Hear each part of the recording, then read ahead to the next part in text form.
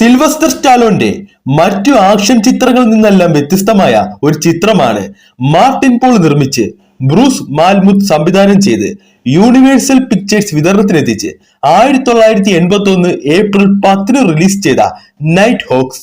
Paul സിൽബർട്ടിന്റെ കഥയ്ക്ക് David ഷാബറാണ് തിരക്കഥ തയ്യാറാക്കിയിരിക്കുന്നത്. ജെയിംസ് എ കണ്ടെയ്നർ ആണ് ചിത്രത്തിന് ഛായാഗ്രഹണം നിർവഹിച്ചിരിക്കുന്നത്. കീത്ത് എമേഴ്സൺ ആണ് ചിത്രത്തിന്റെ സംഗീതം ചെയ്തിരിക്കുന്നത്. പോലീസ് ഉദ്യോഗസ്ഥനായ ഡെക്കെ ഡസിൽവ എന്ന ഹീറോ കഥാപാത്രത്തെയാണ് സിൽവസ്റ്റർ സ്റ്റാലോൺ അവതരിപ്പിക്കുന്നത്. നടൻ റഡ്ഗർ ഹോവർ വേഫ്ഗർ എന്ന സിനിമയിലെ വില്ലൻ വേഷവും കൈകാര്യം ചെയ്തിരിക്കുന്നു.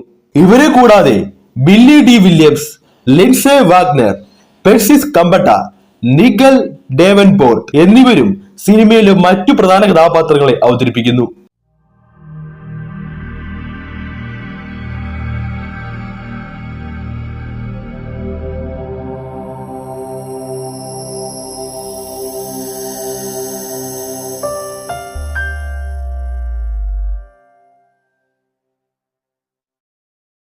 ഇനി സിനിമയുടെ കഥയിലേക്ക് വരുമ്പോൾ, ന്യൂയോർക്ക് നഗരത്തിലേക്ക് കൊടും തീവ്രവാദിയായ വേഫ്ഗർ എത്തിയിട്ടുണ്ടെന്ന വിവരമറിഞ്ഞ് പോലീസ് അതീവ ജാഗ്രതയിലാണ്.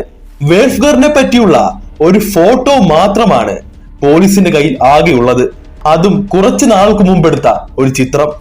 എന്നാൽ ന്യൂയോർക്ക് നഗരത്തിലെത്തിയ വേഫ്ഗർ പ്ലാസ്റ്റിക് സർജറി നടത്തി തന്റെ മുഖച്ഛായ മാറ്റുന്നു.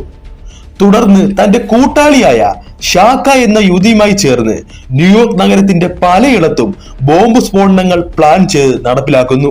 ലോകത്തിലെ ഏറ്റവും ക്രൂരനും സമർത്ഥനുമായ തീവ്രവാദി താനാണെന്ന് ലോകത്തിനെ കാണിച്ചു കൊടുക്കാൻ അയാൾ വലിയ പ്ലാനുകൾ തയ്യാറാക്കുന്നു.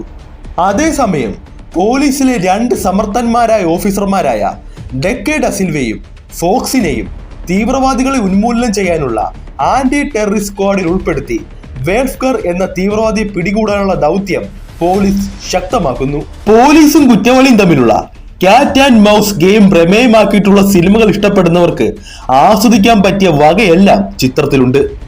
സിൽവസ്റ്റർ സ്റ്റാലോന്റെ മറ്റു ആക്ഷൻ ചിത്രങ്ങളിൽ നിന്ന് വ്യത്യസ്തമായ ഒരു ചിത്രമാണ് നൈറ്റ് ഹോക്സ്. സ്റ്റാലോന്റെ ആക്ഷനേക്കാൾ കൂടുതൽ അദ്ദേഹത്തിന്റെ കഥാപാത്രമായ ഡെക്കെ ഡസിൽവ എന്ന പോലീസ് ഉദ്യോഗസ്ഥൻ നടത്തുന്ന ഇൻവെസ്റ്റിഗേഷൻ ആണ് കഥയിൽ പ്രാധാന്യം കൊടുത്തിരിക്കുന്നത്. സിൽവസ്റ്റർ സ്റ്റാലോന്റെ വ്യത്യസ്തമായ ഈ പോലീസ് വേഷം അദ്ദേഹം മനോഹരമായി കൈകാര്യം ചെയ്തിരിക്കുന്നു. പിന്നെ വേഫ്ഗർ എന്ന തീവ്രവാദിയായി അഭിനയിച്ച റഡ്ഗർ ഹോവർ എന്ന നടനും ഗംഭീര പ്രകടനമാണ് നടത്തിയിരിക്കുന്നത്. വലിയ സംഭവമൊന്നും അല്ലെങ്കിലും രസകരമായ ഒരു ക്ലൈമാക്സ് ആണ് ചിത്രത്തിൻ്റെത്. ചിത്രത്തിലെ സിൽവസ്റ്റർ സ്റ്റാലോന്റെ സ്റ്റൈലിഷ് ലുക്കും എടുത്തു പറയേണ്ട ഒന്നാണ്. ആ സമയത്ത് റോക്കി 2 എന്നീ വമ്പൻ ഹിറ്റ് സിനിമകൾ ചെയ്ത് കത്തി നിൽക്കുന്ന സിൽവസ്റ്റർ സ്റ്റാലോന്റെ അധികം വലിയ വിജയമാകാതെ പോയ ഒരു സിനിമ കൂടിയാണ് നൈറ്റ് ഹോക്സ്.